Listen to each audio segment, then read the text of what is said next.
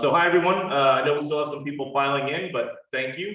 You are among the hundreds of folks that are already from around the food industry. Certainly invite you to say hi to all of your food peers. My name is Jack, and with me we have the wonderful Claire, who's one of the leaders on our content team, is going to be talking to us about the world of flavor today.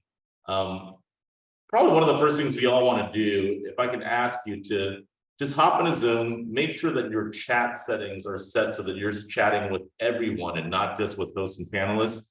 So when you type something in a chat, all of us can see it as opposed to just myself and Claire. So go make sure that's a setting that you have. It might even be defaulted to that already. I don't know. It always gets sort of confusing. Zoom seems to change quite a bit, but make sure you're chatting to everyone. And maybe we could just sort of do like a little warm-up exercise for the next couple of minutes as we get people filing in. I would ask you this, right? So maybe I'd ask you, Claire. You said you don't think Chicago is probably the #1 most progressive food city. What if we're just talking about like the best food overall? What major metro area, big city, broader metro area across the US has the best food? The best food, but not necessarily the broad. Could be the most progressive, right? But just in your mind has the best food. Period. And I want everyone in chat. This is what you're supposed to chat about right now. Cast your votes. What city is it and why? And I think, Claire, do you think there's gonna be a disproportionate number of people that just name their own home city? No, I mean, most people they're kind of thinking of your coast, like the coast theme. Like, so we have a lot of New York cities and a lot of LA, and then a number of people who I think are going to like some of our flavor trends picking New Orleans. Oh, no. Philly fans, which I almost wanted to say Philly, even though it's definitely not one of the top you think of, but for the diversity and quality of the food in Philly, I haven't been in years, but I'm always surprised when I'm there. It's just, it does a really nice job. Are we getting any, reasons why, or are we just calling out cities? There's a lot of reasoning, Toronto for being very diverse, Las Vegas and Queens, New York for being melting pots, Boise, Idaho, who doesn't love potatoes. Boise does have great food, that is true. Philly, great variety, not even just the cheesesteaks, but fine dining. So like people are chiming in. Can I ask a second question? If you all are visiting like an area that is not your home area, what resource do you use to find a restaurant? Do you use Google or Yelp? I found Google reviews. Lots of people saying Yelp, and my favorite, Eater. I like to do Eater, Friends. So do you use Eater as a search engine, or more like reading their list of best restaurants? I mean, if Eater covers the city, you definitely want to at least check that, but then you can kind of check other areas. So people are saying Eater, TripAdvisor, OpenTable, but I tend to go to Eater, but I also can go to our Dine Around reports. So I was about to say, the first thing we should check, especially if you're flying over, you want to read something, is our Dine Around reports, which I think we've covered probably over 100 cities by now. It's a ton of them. They've always been one of my favorites, and they just keep getting better as we change how they are done. Okay. All right. Well, with that, why don't we actually get started? So did you all know, hey, look at this. Today is National Burrito Day. See that, Lily? That's you inside of a burrito over there. So this is an important holiday, I think. Oftentimes we get holidays, that are related to food that feel like they're not quite as important or impressive. I think National Burrito Day is a pretty important one. And there's an important question too that we must all ask ourselves, and I'd be curious to see what you all think. But before we get there, there's a lot of information we can give you on a burrito. We could look at the menu and option cycle for burritos. I mean, Claire, do you have an observation? Are we seeing more interesting burrito these days than we used to, or are we going back to more classic, standard burritos on menus? I think they had a kind of a decline in being interesting. This Mac wasn't super fun to update for a little bit. There was not a lot of shifts, but they had a good couple of years as you're seeing more of the regional styles starting to show up. So you can see like fries on here for that particular style. So I think there's some innovation happening. Yeah, I think we need a little more interesting. Because tacos had like this incredible innovative run where people are putting everything inside of a taco, but I feel like the burrito never quite got there, right? You'd have like all sorts of interesting, fascinating fine dining tacos, right? We actually saw for a number of years, like tacos were one of the fastest growing items on fine dining menus. This is maybe, you know, a half decade to a decade ago. I don't think I've ever seen a burrito on a fine dining menu if it wasn't a Mexican fine dining place. So They're just so large. You want to be able to dabble more. Then you make a mini burrito and then it's almost a taco. but a burrito itself means small, right? Isn't it a mini burro? So a mini burrito would be like a mini But burro. it's like small of a burro, which is still pretty big. Well, fair enough. So here's a question for you all. Is a burrito a sandwich? And maybe we can just do a poll over here. You know, many things could be considered a sandwich. Is a burrito a sandwich? You know, you think about the form factor. If you had to reduce everything in the world as to whether it's a sandwich or not, would a burrito qualify? I mean, Claire, I don't think you and I are going to bias the results too much. What do you think? Oh, I am someone, they have that chart that like tells you, not the one that's coming up, but like where you fall in format versus, but I am very open on format and not. So I would say so, as upsetting as that is to people. You think it is? All right. So I think so. I think you have to, it's not on the max. I don't do that to the menu adoption cycles, but in general, at its core, I think you could. Well, let's see what everyone had to say. So the popular answer is no. Almost 80% say a burrito is not in fact a sandwich. And there is actually a scientific answer to this question. So this is awesome website, which I invite everyone to go check out. I think the web link is cuberule.com. And they basically have created a set of rules based around the notion of a cube to identify food and to type it into one of multiple categories. And we could see where a burrito might fall. So this is the cube rule of food. Imagine all foods as being some form of a cube. And the question is, where is the carrier or the solid surfaces of that food, right? So if it's just a carrier on the bottom and nothing on the other side of the cube, then that would be considered a type of toast, right? If you have something on the bottom, something on the top, but no carrier in between, that would be considered a sandwich. A taco is going to be something that's U-shaped or V-shaped. Sushi has stuff potentially all around because it could be wrapped in a sushi roll in particular, wrapped in seaweed. And you can see the other forms as well. So it's actually quite interesting, right? This is what toast would look like. Examples of toast would be considered pizza, nigiri sushi, not sushi rolls. Nigiri sushi would be considered toast, or pumpkin pie would be considered toast as well, although it's bent on one side. How about a sandwich? What would be considered a sandwich? A quesadilla would be a sandwich because you have a tortilla on the top and on the bottom, right? Or sponge cake, for instance, right? You have cake on the top and the bottom and filling on the inside. And then you have item number 6, which is a calzone, which has something, some sort of a carrier on all sides and the fillings on the inside. And that's actually where a burrito would belong. So I think the scientific answer is that a burrito is not a sandwich. A burrito is actually a calzone. So that might be the most important thing we learned this year. So anyways, we have a ton of great new content in our Report Pro program. I think almost all of you probably use Report Pro at this point. If you haven't yet, it's time to get on it. Some of the latest pieces of content that we just wanted to call out are this really wonderful report on spring trends, what's happening around spring and seasonally. We have a great new update with our Pulse report, which looks at the entire industry of food service segment by segment. And in this edition, sort of more broadly, what's happening with the way operators are reacting to the current economy? How do they buy? Who do they buy from? What attributes matter to them? All the basis for your strategy in selling to operators can be found in the Pulse report.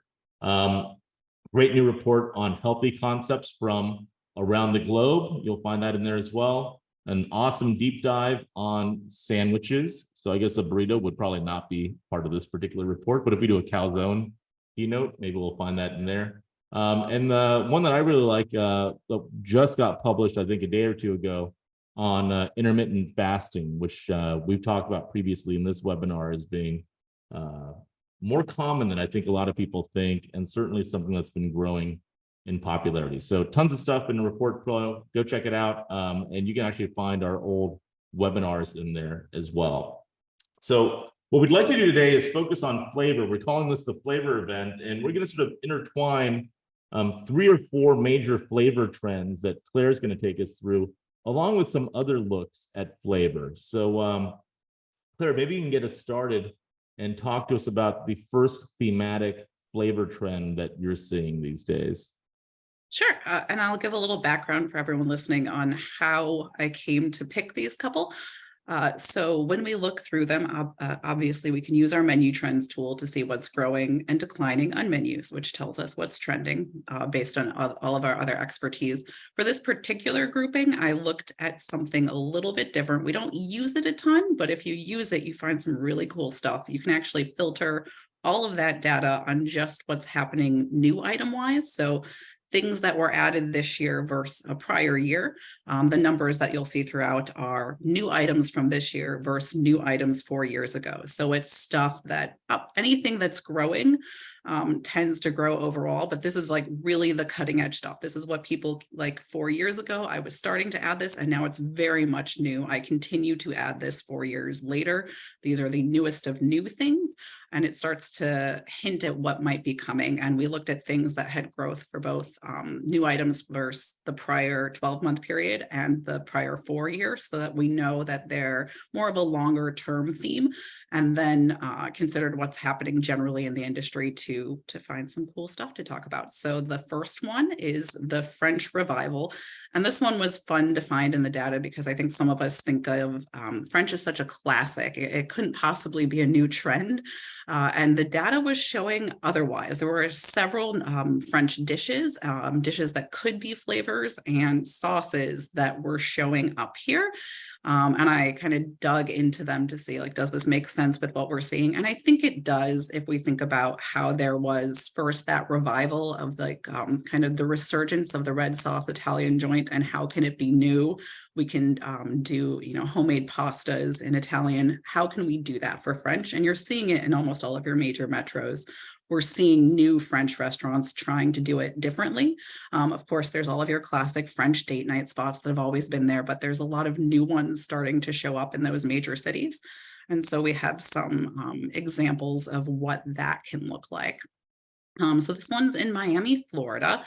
And this one is an escargot that is actually done in, and I would say a different, I liked it because it's very different than what you think of when you go to a classic French restaurant. You get the classic crock of 6 or whatever it is, escargot sitting there. And I think it starts to remind you that, of course, escargot means snail. So it's not necessarily a flavor itself, but when we're all eating escargot, my daughter loves escargot, which I guess is a little unusual for a 5-year-old. But what she really loves is anything covered in herb butter. And so if we think about how you can take a dish and start to make it new and take it down to its core bits and kind of think of it as a flavor, I think you could really do things with that herb butter and make it new again in an interesting way. And this example from Brasserie Laurel in Miami, Florida really is so pretty. So that's one of them. How about this one? This one is lemon baked cod, nothing terribly fancy, and just a lemon beurre blanc sauce on a bed of seasoned rice. It's got trendy sweetie drop peppers happening, another one of my daughter's favorites, but this is a sauce that is growing a ton on menus.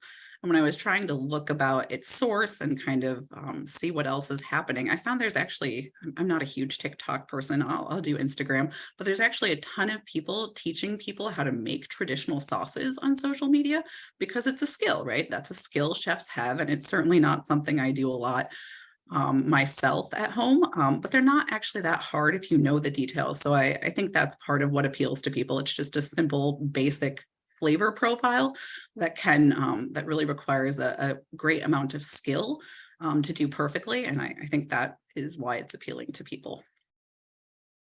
What is this? I've been kind of trying to have Espelette pepper be a thing. It's a little harder because much like some other trending pepper varieties, it has its domain that it has to come from. But that French pepper that is from the upper part, kind of near the Basque area, this is sprinkled on some duck ham. and topped with that and a little bit of orange. So that pepper is starting to grow on menus. And I think a little bit of that could go a long way to making something sound very cool. So how do you eat this particular thing? Like, what is this? This one, you're just gonna, it's just duck ham. So it's, however you'd eat prosciutto or jamon serrano, you'd eat it like this. Am I weird that I don't know what duck ham is? Is that like a It's common just thing? ham made from duck. I don't know.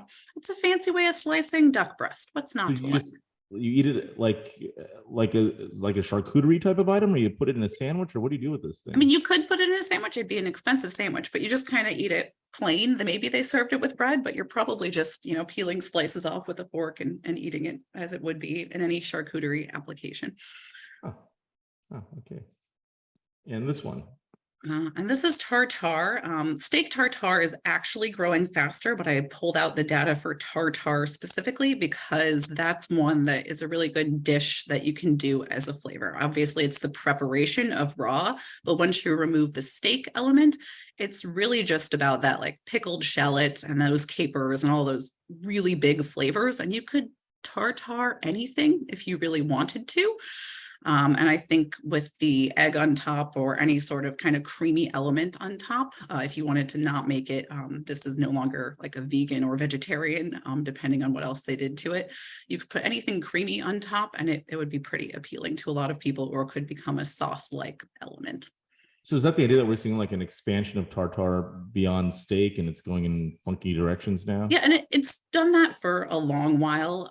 It was kind of more carpaccio for a while, and now we're seeing it more with tartare. Beet is another classic one because it looks raw. Tuna tartare, of course, is another classic, but now we're seeing it beyond your beets and tuna. So things like mushroom is a good example.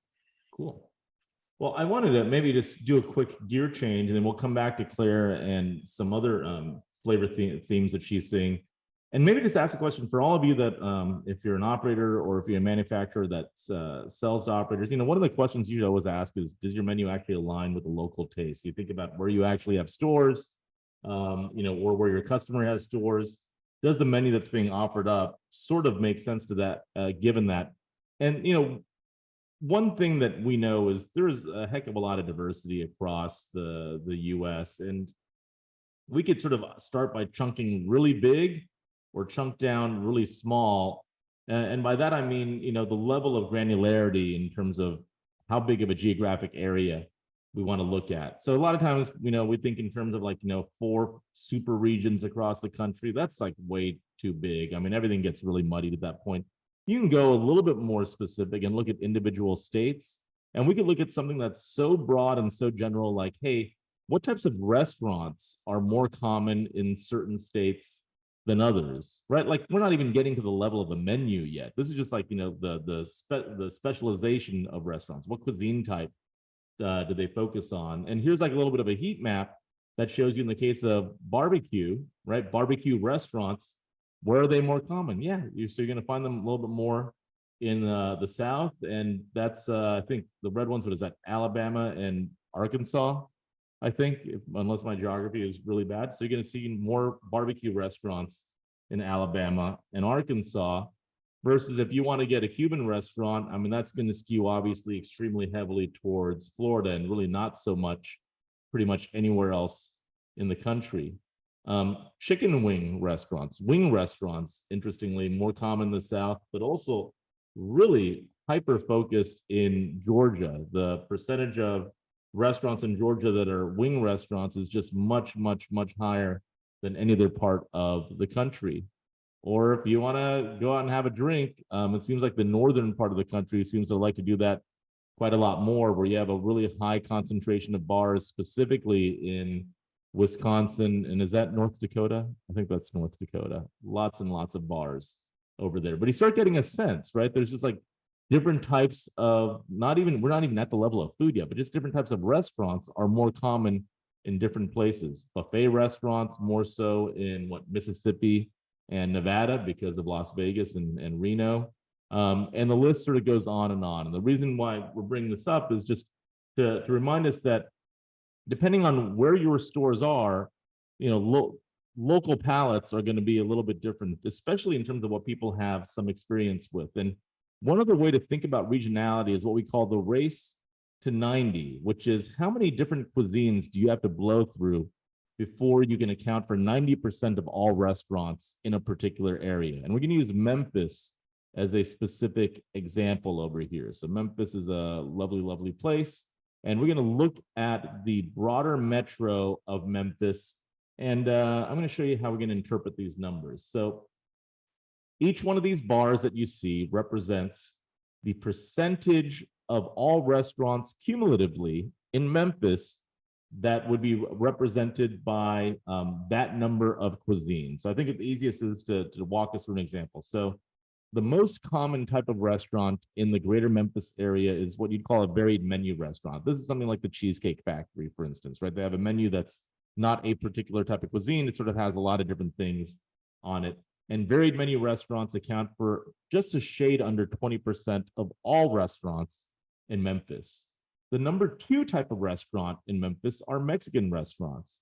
And if you add the Mexican restaurants to the varied menu restaurants, between those 2 cuisines, you now have about 31, 32% of all restaurants in Memphis accounted for.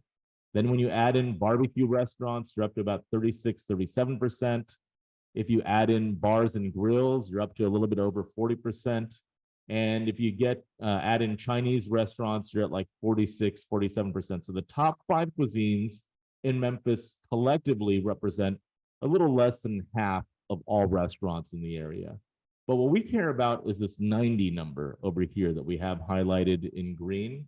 And the question is, how many cuisines does it take in Memphis before you get to 90% of all the restaurants?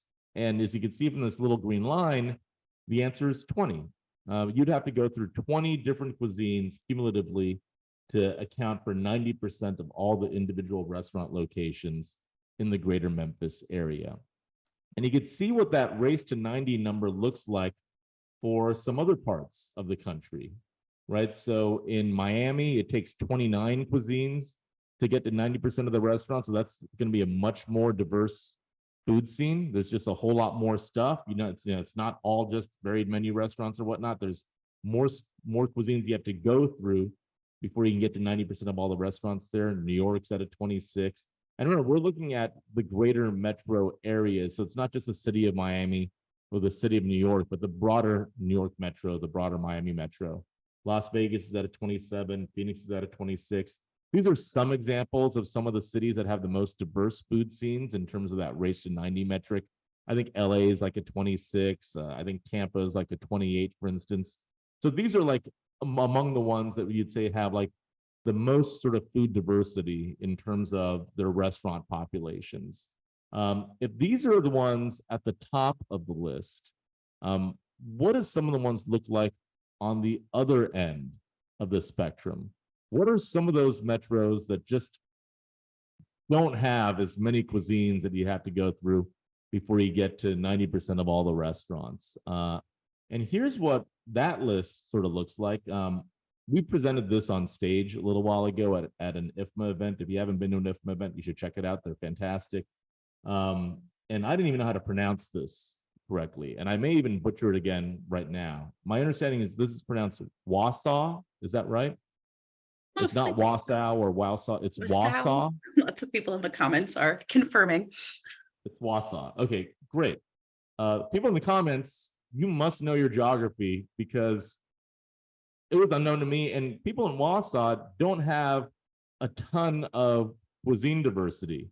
Where it takes 29 cuisines to get to 90% of the restaurants in Miami, you get there in just 11 in Wausau.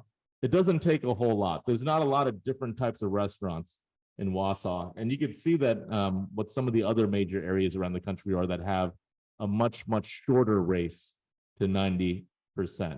Now, there's a really fascinating thing that we observed in our data about Wausau. And we take this from our Firefly data, which catalogs every place that serves food in the country, in North America, and now over 60 countries around the world we have operator data for. But if we look at Wausau specifically, just 3 cuisines: pubs, right? Bar and grill, which is pretty darn similar to a pub. It's probably a pretty gray line that separates a bar from a pub from a bar and grill. So pubs, bar and grills, and varied menu restaurants, which is also sort of like, overlappy with the other two. Collectively, these three types of restaurants account for nearly 2/3 of all restaurants in Wausau, which is unbelievable. 2 out of 3 restaurants in Wausau is a pub, bar and grill, or varied menu place. So quite different than what we might see for a place like Miami. And I want you to hold on to that thought for a second as we bring Claire back in to talk about American regional cuisine as the second major flavor theme. And then we'll look at some more geographic data after this. So Claire, what is going on here? That's up to you. What is going on here specifically? It looks like we have crawfish and Keanu Reeves. But we're going to talk about U.S. regional or American regional cuisine. And it's sort of interesting connection when we start with like kind of laughing at small town America, because so many of these Not laughing at, laughing with. Definitely laughing with. I don't know if you're, I don't know. I can laugh with, because that's where my family is from. But they're some of these, like so many trends that we've had as of late are more of the familiar things, the most well-known coming from region. So you always want to check, is there something cool happening in American regional? And we are seeing some fun new stuff start popping up. So of course, in the past couple of years, it's been all about Nashville hot and regional barbecue sauces. And if you're thinking about doing an Alabama white barbecue sauce, you should continue with that plan. We're not saying that any of those other trends are going away, but we saw a couple new ones popping up. And they relate a little bit to the trend we just talked about, the French revival, and the one we'll talk about next with some of them, because in particular, the first one, there's a lot happening with like Creole Cajun coming back. And that's another one that we felt like we'd done all of it. You just put Cajun seasoning on it, you blackened, whatever protein, and you call it good. Maybe you serve a remoulade sauce, but there's a lot else that's happening there. And there's some fun things that could continue from that. And then, so this one has Black and Gulf Amberjack with a Louisiana crawfish, a maque choux. And that's a fun one that I think could have some momentum just because we saw a couple years ago succotash starting to happen. And then it veered more into elote. Anytime you can make corn kind of more exciting and more of a sauce flavor situation, you're probably heading in a direction that America is going to like. So sauteed in bacon grease would be the classic, with some of your classic, the Holy Trinity, some red peppers might be in there instead of green. But that's one that we're starting to see. It's just starting to happen, but it's enough that our data is picking it up, and it's being used less as the side and more as a sauce element, as this vision here demonstrates. Something to keep in mind with these examples is most of them are very adjacent to the area that they started in, and that doesn't mean you shouldn't watch them.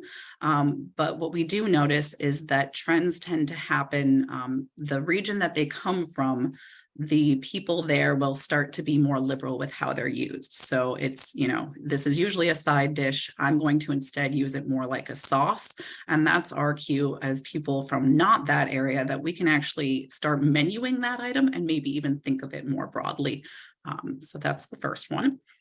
So how do you pronounce that again? I had to really practice maque choux. Oh, wow. Okay. And then and just for everyone's clarity, how does that relate to the number that we see at the top? It's growing on new items over the past 4 years by 544%. So there were basically no new menu items featuring this flavor 4 years ago, and now there's 5 times as many. Fantastic. Okay. How about this one?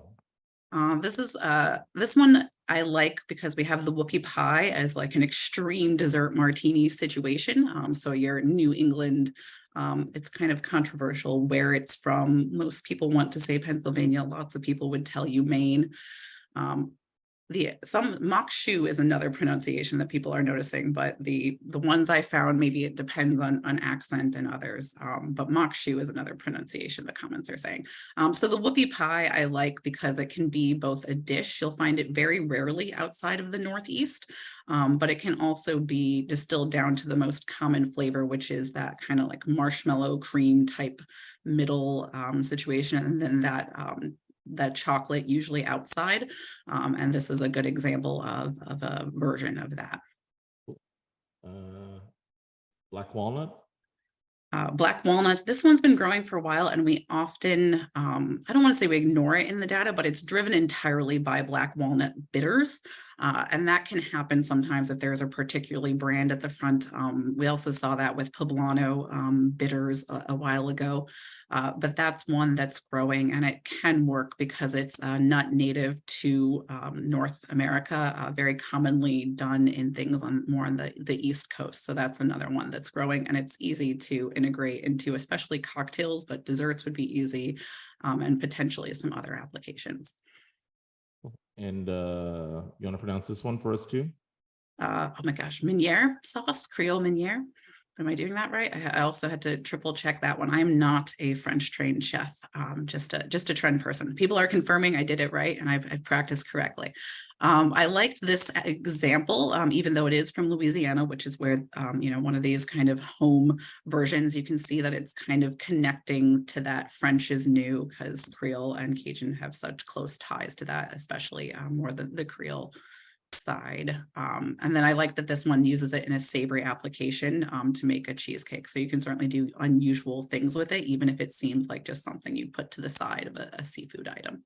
So I think what you're seeing is like a non-traditional usage of regional flavors, oftentimes in that region, but now also expanding outwards beyond that region as well. So I know this is not an example of that because this is still in Baton Rouge, but you're saying regional flavors from one part of the country start to grow in other parts of the country in some way. And are those, do those tend to be traditional or creative new applications? I mean, the first things that will happen outside of those regions will be just offering the item, but there's certainly opportunity for new ways to do it. And all of those trendy restaurants that want to do New Age Southern in the North are going to try to find new ways to do it. Yeah, makes sense. Well, you're going to see on your screen right now flashing by. Hopefully it's not stuttering too bad. I have no idea how this is going to play over. I almost call this WebEx right now. I just really dated myself over Zoom. These are all just a subset of examples of things that are growing in consumer awareness and popularity and things that just are sort of hot foods and flavors. And we have a metric that we call food awareness. I promised that one of the things we'd look at the beginning is what parts of the country are most progressive. And this particular measure is based on how well do the people that live in each part of that, in these parts of the country, in all parts of the country, how familiar are they with new, hot and trendy food items? And we know this because we have a data set called Flavor, which now has, I think, almost 50 million individual flavor ratings that we could cut by zip code, metro area, demographic. And we sort of bucketed them by major US metros, and we looked at all the trendy foods and flavors, things that are, growing in popularity and that are, really hot types of items. We said, well, how well do people in each one of these parts of the country know these foods and flavors? So across 200 plus metros, on the left, we have the ones where people are most aware of on-trend foods. The numbers here are indices indexed to the US average. So people who live in San Francisco, Miami, San Diego, Honolulu, LA, Seattle, New York, and you can see a couple of others, they tend to be the most food knowledgeable, right? They're the ones that most know about these early stage inception, adoption, early life cycle, but growing food, trendy foods and flavors.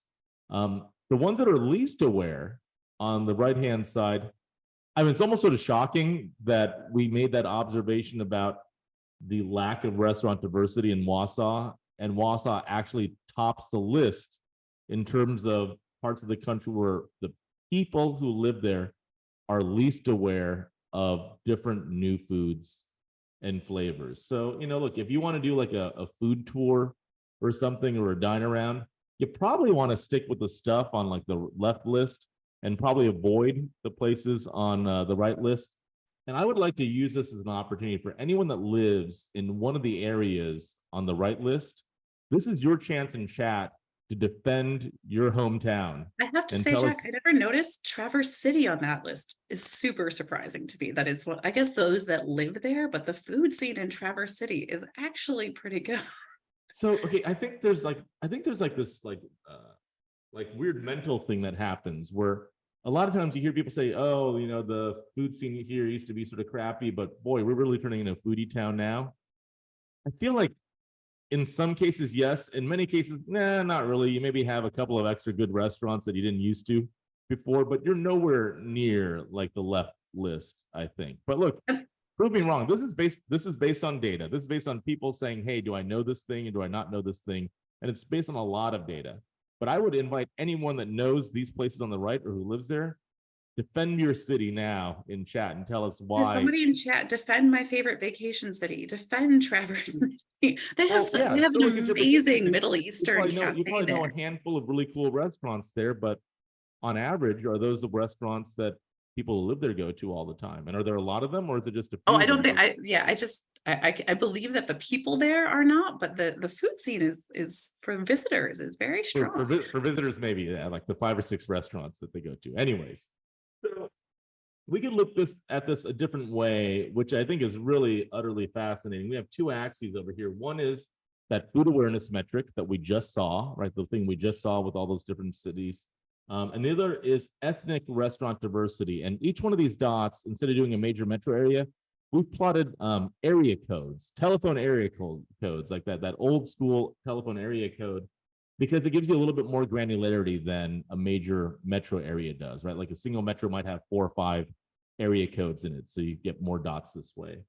And ethnic restaurant diversity is a measure of what percentage of all the restaurants in that area code, in this case, are ethnic restaurants of some sort. And when you sort of look at the pattern of dots, you see that there's sort of a relationship where you can almost draw a line up and to the right. And when you run the correlation analysis, you get to a correlation coefficient of positive 0.72. So the correlation coefficient is a number that could technically range anywhere from -1 to +1. If it's a +1, that means that 2 things are perfectly correlated. When one thing goes up by a certain amount, the other thing goes up by the exact same amount. They move in lockstep with one another.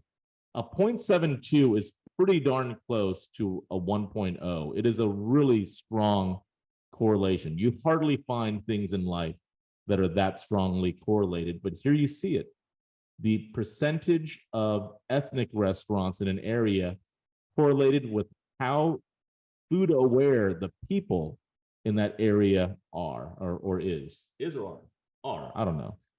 And, you know, I know certainly correlation is not necessarily the same thing as causation, but given everything that we know about how people become familiar with new foods or try new foods, I think it's a pretty reasonable hypothesis to put forward that it is something like ethnic restaurant diversity or just restaurant diversity overall that drives food awareness. Because we know if you ask a person, think back to the last like new thing that you tried, you know, like new food or drink that you tried, or new flavor that you tried, or new ingredient. About 65% of the time, they'll have tried that in a restaurant off the menu, you know, based on the menu, as opposed to having something they made at home or bought from the store. It's restaurants that drive consumer trial of brand new foods, flavors, and tastes. And we can just look at a couple of examples, right? Here's the 213 area code. That's Los Angeles. Really high ethnic restaurant diversity, supremely high food awareness. Here's another one that's blocked on my screen. What area code is that, Claire? I can't see it. 408. Oh, 408, right? So that's going to be the San Francisco Bay Area, or maybe that's San Jose, but something up in that general area, right? The audience Extremely says high. San Jose. I trust them. That's right. Extremely high ethnic restaurant diversity and really strong food awareness by the people that live there. And on the other end of the spectrum, I looked this up. 218 is, I think, northern Minnesota, and 715 is, I think, northern Wisconsin, which is where Wausau just happens to be. So this is that looking. I think it's important for us to think, if you are a restaurant chain, you want to really think about, well, what does the landscape look like in terms of where your units are placed, especially if you're like a 40, 50 unit chain, you don't have tens of thousands of units. Are you in certain types of areas where there's a lot of restaurant diversity, which means there's going to be a lot of food awareness among the people there, which would allow you to try more progressive things on your menu?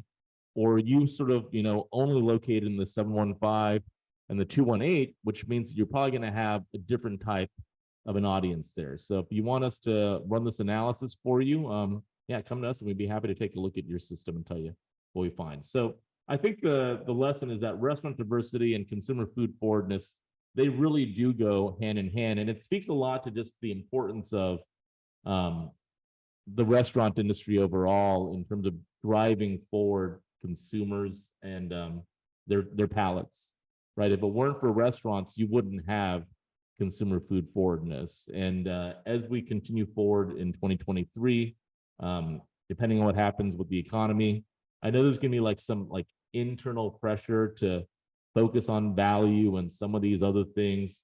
I think you got to do a little bit of that for sure, but you don't want to like lose sight of the innovation piece of it, because it really is restaurants that drive forward all of that innovation.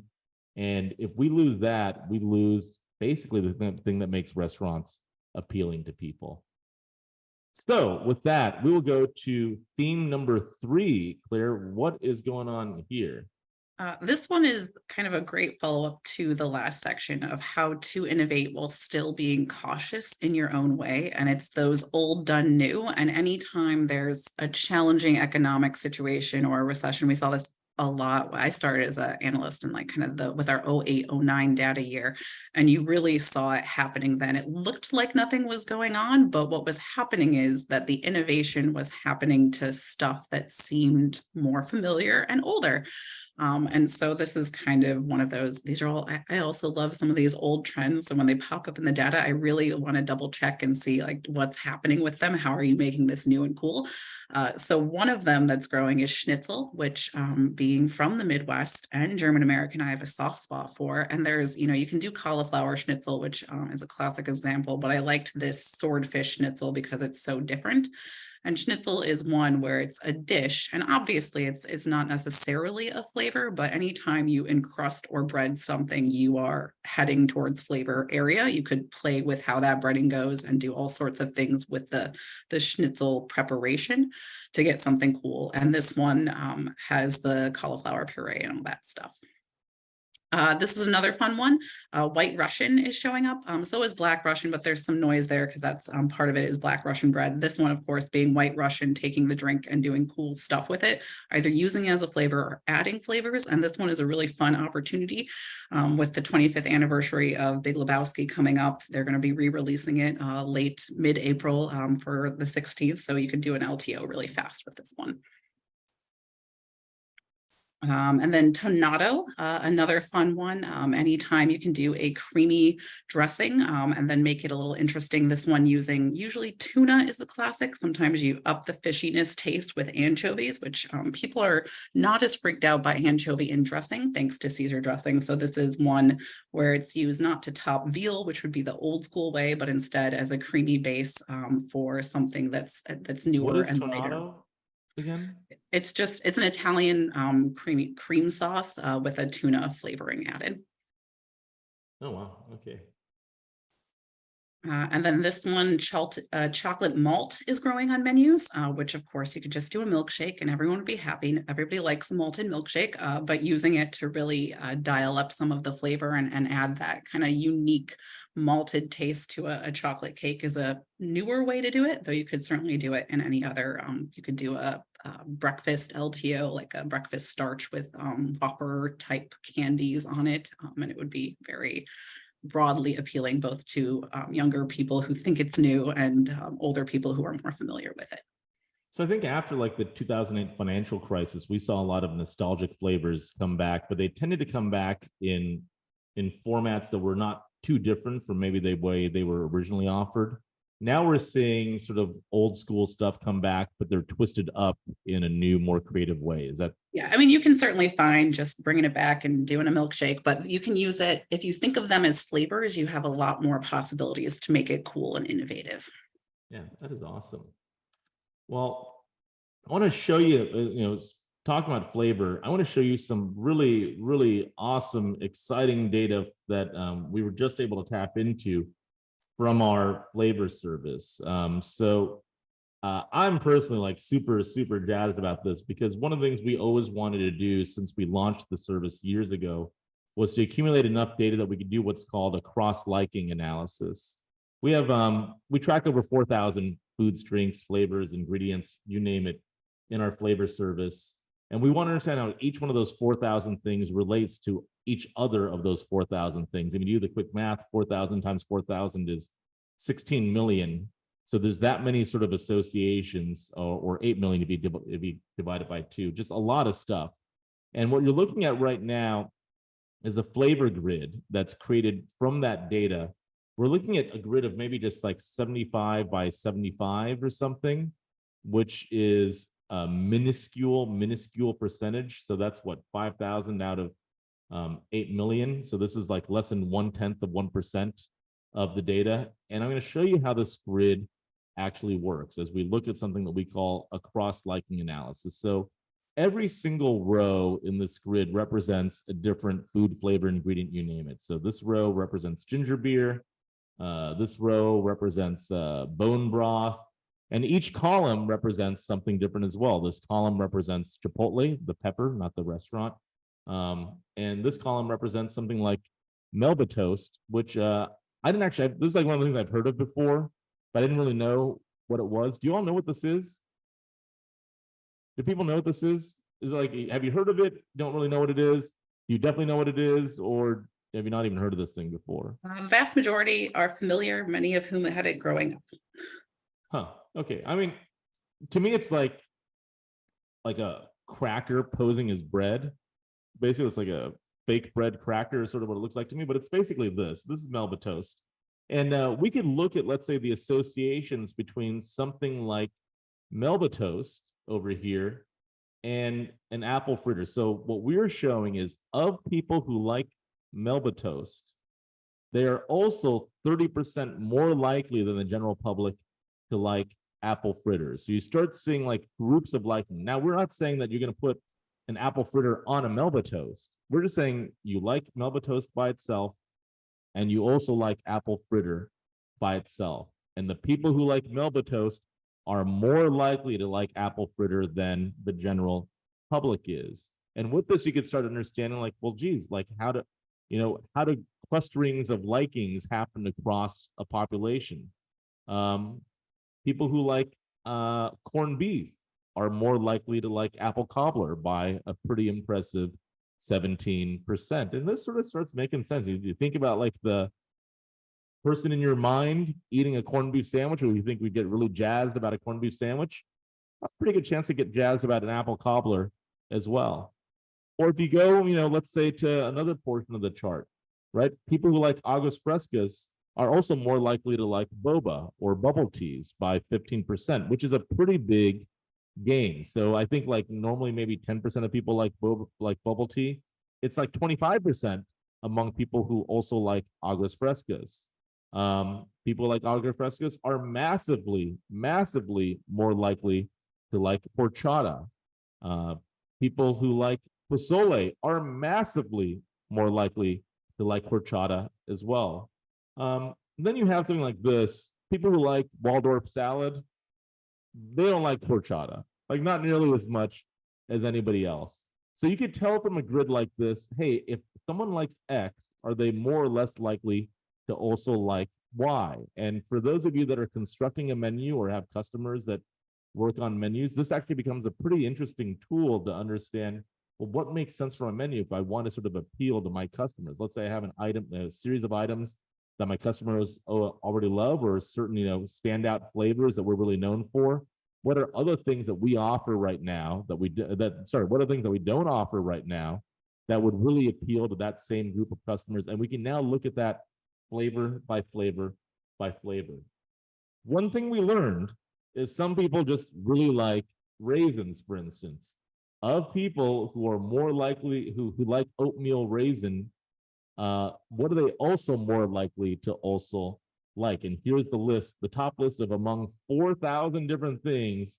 These are the 7 things that oatmeal raisin likers also tend to like a lot more than the general public. And like, I think with the exception of oatmeal chocolate chip, this list is dominated by just other raisin things. So, you hear about things like polarizing ingredients, for instance. In this case, you like raisins, you just like all things raisin, essentially. But I want to show you something that I think is going to be a little more practical for us all.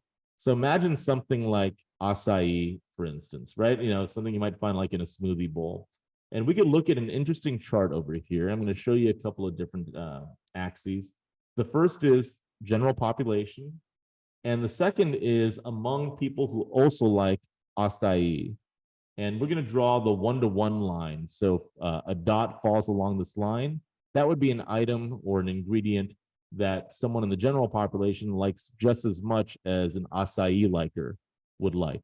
Hopefully that makes sense so far. Claire, if you could monitor chat, if anyone's confused by any of the stuff that I'm saying, guys, I know it's like a lot to go through very quickly and lots of dots. Just let us know and I'll try to clarify again.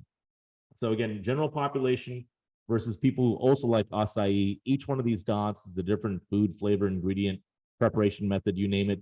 And dots that fall along that gray line are things that are equally liked by people in the general population as well as people who like acai. Now you'll notice instantly that almost all the dots, or the vast majority of dots, are above the line.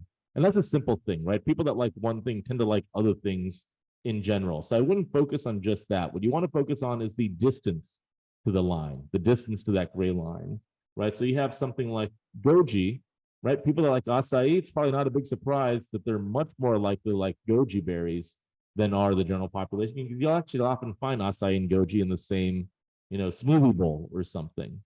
But it doesn't just have to be other things that would coexist in the same dish together or the same application together. It could be something like infused, right? People like acai are much more likely to be drawn to the notion of something that's infused, whether it's a beverage, a food item, an infused flavor of some sort. It just resonates with them more among that acai liking consumer base. Or how about this, free range, right? Free range has nothing at all to do with, you know, berries and stuff. We're probably talking about like, you know, meats and beef or something at this point. But people who like acai have a far greater preference for just free range stuff as well. So if you have, let's say, you know, if you're known for your acai bowl, probably makes sense to, you know, if you're doing something that has, you know, meat in it, that you look into free range because you know that's going to be appealing to your customer. Now, on the other end of the spectrum, you have some stuff that people like acai just like less than the general public. Bologna and fish and chips would certainly be examples of this. And it sort of makes sense, right? Imagine like your mind, like the image of someone that just loves their acai smoothie bowl. I probably don't see them eating these other things quite as often. But you could actually look at this data in a little more detail, and we're going to look at the things that people are less likely and more likely to like if they're also acai likers. People that like acai, they're less likely to want bologna and fish and chips and American cheese and perch and fruit punch, but they're more likely to like infused, free-range kashi, hummus, brie, sriracha, turmeric, vitamins, agave. You start seeing a clustering of things that people like, right? You can sort of imagine like, oh yeah, that makes sense as an archetype of a person, that someone that likes this would also like these other things. But if you wanted to do, you know, we saw, I think fried shrimp was something that people like less if they like acai, but if you wanted to put it into a smoothie bowl, you could try and it might look something like this. So let's actually try one of these as a group and see how close we can get. Imagine something like boba or bubble tea, for instance. And we're going to think about what things do boba likers like less versus what things do boba likers like more. So I'm going to quickly go through 4 things, and each time I click one, you're going to tell me if you think boba likers like that less than general public or if they like it more than the general public. And Claire, you're going to police this and see if people guess roughly right or wrong. How about empanadas? Do boba likers like this less or more than the general public? Okay. More and less. No consensus here. We'll go to the next one. How about brisket? Less or more? Do they like it less or do they like it more than the general public? Leaning towards less in the audience. Okay. How about hibiscus? Do they like it less or more than the general public? Audience is leaning more on this one. Leaning more. And how about banana cream pie? Do they like it less or do they like it more than the general public? Not a huge consensus there, but I'll lean more, actually. So this is why you need data, right? Because there is not an automatic consensus. But if we split it out, you can see that empanada and hibiscus are things that that boba likers like more. Brisket and banana cream pie and some of these other things we see on the left are things that boba likers like less. They don't like beef stroganoff nearly as much, but we could try making something like a beef stroganoff boba to really get them excited. Would any of you have this? I would try this. It actually looks pretty good, right? I love both those things because I do love old as new. This might be my boundary. I'm not sure. Well, let's try one more. How about anchovy? What do people like anchovy like? So people like anchovies. Do they like these less or more? Do they like chickpeas less or more? I feel like people should. Moscato less or more? No consensus? Neither of these have a consensus. How about caviar? If you like anchovy, do you like caviar less or more than others? Slight consensus to more. And how about charcuterie? If you like anchovy, do you like charcuterie less or more than others? That one's, I'd say, leaning much more to more. So caviar and chickpea are more, Moscato and charcuterie are less. And we'll talk in a moment about why we think we're seeing things polarized this way. But if one of the things that people like less, if you like anchovy, they don't like PB&J nearly as much, but you could do that in a sandwich and it would be quite delicious, I think. Okay, so this is that grid, and we wanted to really understand this grid and what are those drivers of cross-liking. So why do we see some of the less than mores that we just saw? It really boils down to just a few things to consider, right? I think this is going to explain quite a lot about why we saw some of the less than mores that we just did. One is the flavor family. This is like intuitively obvious, right? So if you like chocolate, you're probably also going to like caramel. You're probably also going to like fudge, right? They all sort of come from the same family, you know, whether you call it sweets or dessert flavors or something. People that like one of those tend to like many of them. That's obvious. Health. People that like one domain of health tend to like other domains of health, even when the other domain of health is, like at odds with the first thing they like. So, you know, someone that likes, I don't know, high protein might also like,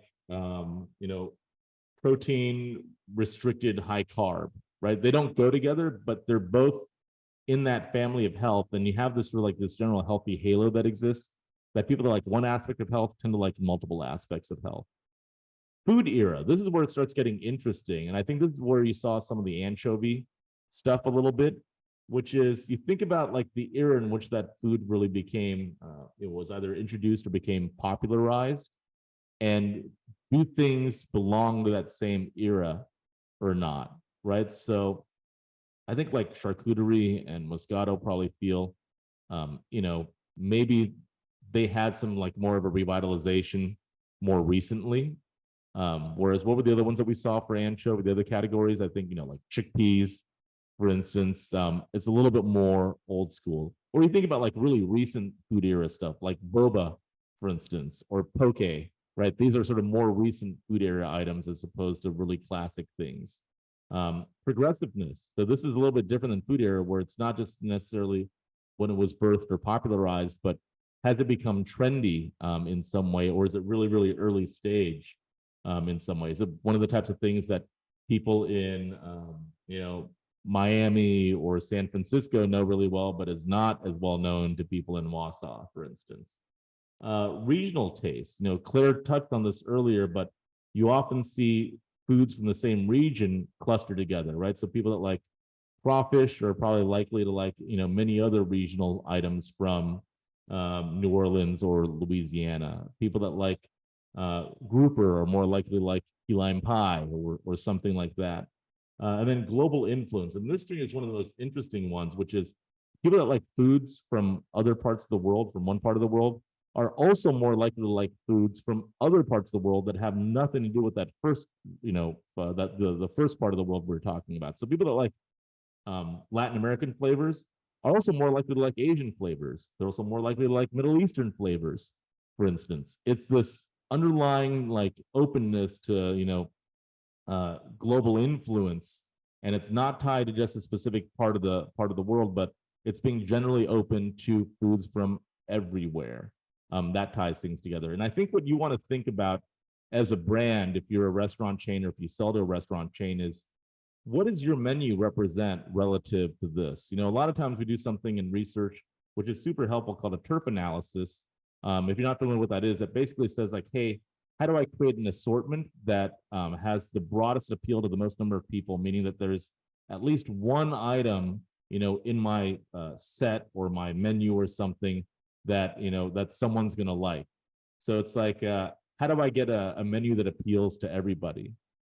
That's fine. And you want to do that with constraints. But the thing you want to be careful of too is if you rely only on that type of how do I be something to everybody, you don't really have cohesion, right? You can really quickly end up with a menu that's sort of scattered all over the place. So what I would think about is this cross-liking idea and these sort of principles that we see screen on right now, and how that leads us to a place of menu cohesion instead. You know, if you're a restaurant chain, like your menu is basically your brand. I mean, you could say like, hey, your brand is also your decor and like your colors and your advertising and stuff and your service. But at a foundational level, your brand is basically your menu. And you want to have a cohesive menu the same way you want to have cohesive advertising as well. And a lot of that comes down to what does your menu represent? And I think those cross-liking drivers are really good like lens through which to look at all of this. So I think that pretty much takes us to the top of the hour. What we'll do now is I think Claire has like some additional trends that she could cover. So we'll do like an overtime type of thing, but if you got to run, please do. If you have a few minutes to stick around, Claire's going to take us through a fourth theme in just a couple of moments. So we'll give you all maybe 30 seconds to gather yourself, drop off if you need to drop. Otherwise, join us for a bit more. And no matter what, join us on May 4th. May the 4th be with you for the very next edition of the Simply Smarter Show. That's Thursday at noon Central on May 4th, about a month from now. So Claire, if I could steal you for another 10 minutes, I thought we could maybe just go over the fourth flavor theme platform that we didn't quite have time to cover just yet. So. Yeah, and then there's a couple, at least one person who wanted, this will probably be included in the recording. So whatever over time, if you have to jump, we will include it. So you can see the recording and the deck on the website as we post always afterward. Yeah. So why don't we go ahead and do that? So what is number 4? It was hard to narrow it down because I really wanted to do a couple others, but I think it's always fun to see what's happening with new fruit and berries because it's so easy to execute on these, assuming you can source them, which is another challenge. But these are some that I saw popping up in the data. So what are we seeing here? Nectarine was showing up, also just the general call out to stone fruits. And another thing to note about everything that we've covered as far as new flavors, my goal was to have it be stuff we've never talked about before. So there's lots that we've talked about that you could still totally do or would pair really nicely with these. I know Mike did a lot of talking about cherry blossom in both the spring trend deck and in our 2023. Those would go great with lots of these as kind of a pairing. Any of those floral flavors are very happy with most berries and stone fruits. So apple nectarine jam donuts, very appealing visually and would be pretty tasty too. Yeah, and I think what we're saying here is we're not saying like nectarine is new to the world or anything, but we haven't really seen it in menu applications in the past. Yeah, right? it's kind of, you have a nectarine or you do sliced nectarines maybe in season, but using it as a flavor and having it pop up both dessert and we saw some beverage activity is definitely a little new. Yep. How about this boysenberry? Boysenberry, another fun one that's showing up. A number of the samples were smaller, so I picked boysenberry, but a number of U.S. regional kind of more native berries were showing up, and boysenberry in particular is very happy in the sour beer moment, in the lemonade moment, in the seltzer moment. Though there's of course other applications. Yeah, it's funny. I grew up like not knowing that boysenberry wasn't like uber common, because like I grew up in Southern California and I'd go like Knott's Berry Farm and they were known for like their boysenberry jam or something. I just assumed that was like a standard berry, but it's not really. You haven't really seen it on menus very much in the past either. Yeah, right? so you've got like huckleberries also showing up. I believe that's a Idaho Boise favorite, Yeah, and Marionberry is also showing up. Huckleberry is delicious. That's a great berry. Cool. How about this? Black currant is another one. You can see it sometimes spelled like this, sometimes all one word. That's another one that's popping up that's grows happily in the US, so can be a US regional berry, but also one that's common usually in the UK, but also New Zealand and Australia, which is an area we're seeing some new flavors from as well. So this is a black currant tort talking about Black that. currant is sometimes a single word. Yeah, I think it's actually more commonly a single word in our data. It's like black currant. And that's the correct spelling, but so is this. It's one of those things where it can go either way. Sounds weird to me. I don't know. I think that would hurt my eyes to see that. But okay. It looks wrong at first, and you're like, that has to be an error. Nope. And then there were a couple other fruits to call out that I could have done. Dragon fruit is, of course, showing up, still cool. But elderberry is a fun one that calls out to your health kind of link there. That one is nice because it's got the immunity benefits, but also a really beautiful color and also gets to those regional berries. So that one is still growing and less so like elderberry gummies for immunity and more to color things and kind of a nice rosy color like the whipped cream here. This is a take on PB&J too, so it's got that nostalgia going. And they use that in supplements and stuff too, don't they? Mm-hmm. You know, like some, yeah, classic like gummy you give your kids when they seem like they're getting a cough. Yeah, well, Claire, thank you, and all of you that stuck around, thank you as well. I apologize, we always seem to go over a little bit, but if you have questions, thoughts, comments, there's obviously a lot more in the world of flavor to explore than just what we looked at today, but hopefully those 4 themes that Claire covered and just the view of cross-liking, which we think is going to be really important lens to tailor your menu. It's going to be really helpful stuff for many of you. So thank you all. We will see you in a month, May 4th, noon Central Time. And yeah, have a good one, guys.